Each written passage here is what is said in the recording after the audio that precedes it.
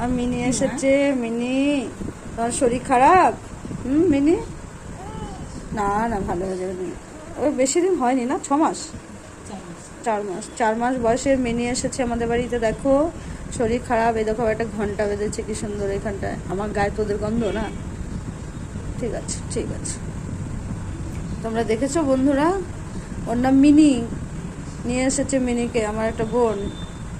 ঠিক আছে বসে থাকো। আমার বিড়ালটা তো সেই মানে কি করবে বুঝতে পারছে না, শরীরটা ভালো লাগছে না।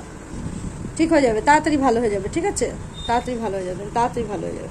ঘুমা ঘুমা। এই দেখো বন্ধুরা, ঘুমোচ্ছে।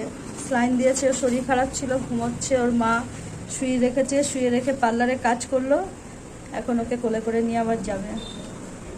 বাচ্চা বাচ্চাই হয়, এটাই তার প্রমাণ। মায়ের কোলে এতক্ষণ বসেছিল, বুঝেছো বন্ধুরা?